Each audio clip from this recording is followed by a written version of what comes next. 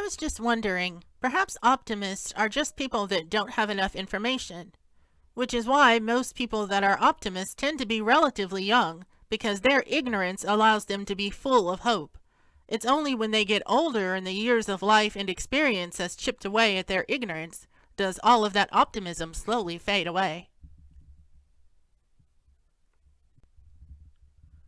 In its place is the cold realization that they have been lied to their whole lives about almost everything, and that perhaps it is better never to have been born in the first place. You know, a lot of young people really make dumb decisions when they are in their late teens and early 20s. I have often thought that maybe evolution designed it that way in order to ensure we had children, because those are the prime times where we make brash and often impulsive decisions that can lead us to having children. Once our brains are fully developed, after 25, we tend to make less impulsive decisions, therefore reducing the chance of reproduction. I've always thought it fascinating how humans were capable of reproduction in their early teens long before their brains are even fully developed. Maybe this was something selected for by nature to ensure that people would have babies before they could think too much about the process. After all, the more educated people are, the least likely they are to have children. So perhaps nature wanted to ensure it got the reproduction stuff out of the way before you became too smart to have babies. It's possible that because of this, nature may have selected for irrational people that are prone to impulsive behaviors. If you look at how the world is today, that theory kind of makes sense, doesn't it? Anyway, it's just a thought. Speaking of irrational behavior, did you hear about Robert De Niro having his 7th child at the age of 79? He is currently 80 right now and will have to live to be 90 years old to see his new child at the age of 10. It's incredibly selfish on Robert De Niro's part, but I guess he assumes that since he's so wealthy that it doesn't matter. His children are pretty much set. But the fact that they're going to be losing a father at such a young age probably will have an effect on them, but then again, I'm sure he doesn't even care about that. Oftentimes, parents really don't care about the future of their children's lives. They just shove children into the world without giving too much thought about how things are going to go farther down the road. It is a very temporary, selfish thing to say, I just want a child for the sake of having a child because I want to be a parent. It's like, I just want a puppy or something. This is a human being that's going to be there, that's going to be dependent upon you for 18 years or so. But your parent job doesn't stop there. I mean, they're going to be a part of your life for the rest of your life if you are a halfway decent parent. So to be so quick about, oh, let's just have a child, let's just bring another kid into the world, is just aggressively selfish. I mean, he was 79 years old when he had that child. And he already had 7 children by then. Well, wasn't it 6? I think. Is this the 7th children? I think this is the 7th. This makes 7. But he already had 6 kids before that. Like, is that enough? Like, are you done? Is that enough? No, he just wants more. Or it just happened and he just doesn't care that it happened. He's not like remorseful of the fact, oh man, I had a kid at 79. That kind of sucks for the kid in the future. It's like, no, that's great. He's happy about it. So maybe he feels that he'll live into his 90s to be able to see the child, be brought up. I don't know. But it seems very selfish. It seems very just do without thinking about it. Just acting without thinking of the consequences of what that child may experience in the future. But I guess, in a sense, money does make a huge difference. I mean, if he was an average 9-to-5 worker out here just busting his ass to survive, having 7 children would be rough. And if he was a grandfather, like a normal grandfather, having a child at 79, that would be brutal. Definitely brutal for the child. But since Robert De Niro is so wealthy, it doesn't really matter in that sense because there'll always be someone there to take care of the child. If not his mom, then, someone else in the family. And the incredible inheritance that kid will get from his father, even though now it'll have to be split 7 ways. But it's still a mess. The whole thing is just a mess. People shoving kids into the world without thinking about what it's going to mean for that child. Like I said, it's not like getting a puppy or something. It's a thing that is a big deal. It's going to be for a very, very long time. And I suppose you can make the argument of the consciousness level of a child versus a puppy. I mean, you can have a puppy, true, but a human is capable of more suffering and more trauma because they are more conscious of the world around them.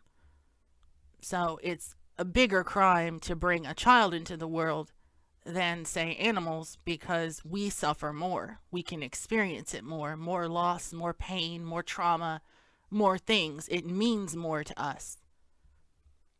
But like I said, the whole thing is just a mess. I've seen things like that happen before. So often it's the people that shouldn't be having children that are the ones that end up having the most children. Like I said before, it may be possible that nature selects for that type of behavior because it's the people that will breed under any conditions and under any circumstance that pass on the most offspring into the future. Nature doesn't give a damn about your happiness. All it wants you to do is to reproduce. It does not care about what kind of suffering and misery that you have to go through in your life. All of that is irrelevant, so as long as you fulfill your biological function. A perfect example of what I'm talking about is nature's seemingly cruel indifference towards 3 species of moths. The first species is the Luna moth, a light green nocturnal moth from North America. The second species is the very beautiful Atlas moth. Also nocturnal, these huge moths can have a wingspan of 9 inches and are native to Southeast Asia. And last is the less impressive but far more common brown house moth. Originally native to Asia, these moths can now be found all over the world, including most of North America. They were accidentally introduced to these regions by humans in cargo shipments of food and other supplies. The thing that all of these moths have in common is that when they transform from their caterpillar stage into their adult stage, they no longer have mouths to eat with. They don't even have a digestive system, and are forced to live off the energy that they stored when they were caterpillars. After becoming an adult, their only purpose in life is to quickly find a mate and lay eggs before they eventually die of starvation from not having the ability to eat. They can lay anywhere from 200 to 400 eggs at a time, because nature just loves to play the numbers game. Nature doesn't care if hundreds of life forms die, so as long as just a few of them survive to carry on the genes. Which leads me back to my original point. Nature doesn't care about your individual happiness or whether or not you're comfortable with your life. Your only purpose is to be a replicator and pass on your genes into the future and eventually die. That's it. Everything else is just incidental. I personally believe that human intelligence is a fluke of nature, an evolutionary accident, an unintentional byproduct of unique environmental pressures that only occurred once in the history of Earth. In the hundreds of millions of years, in all of the animal species that came before us, not one of them tried to invent the wheel or harness the power of fire. None of them tried to build complicated tools to improve their lives or to hunt with.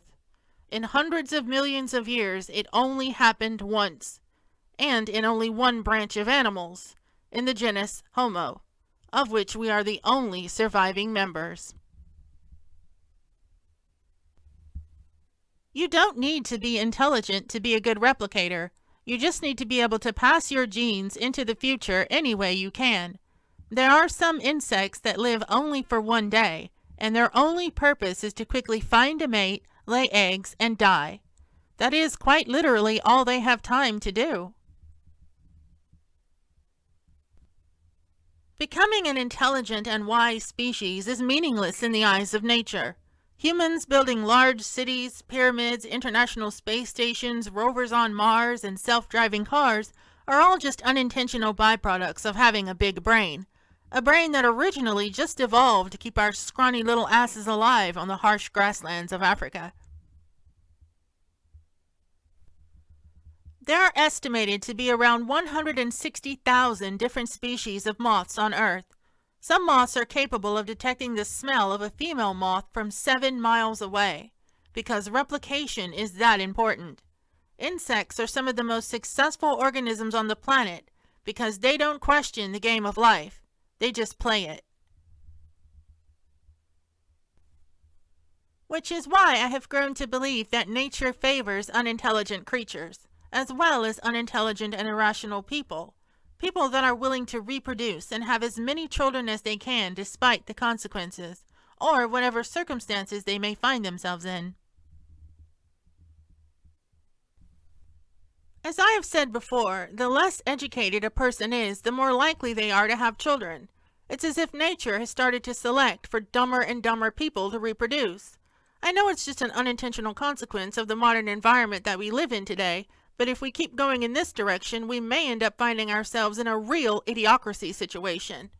Some might argue that if you take into account the politics, news, and the way the world is right now, we are already close to an idiocracy. Thanks for watching, and be as safe as you can be out there.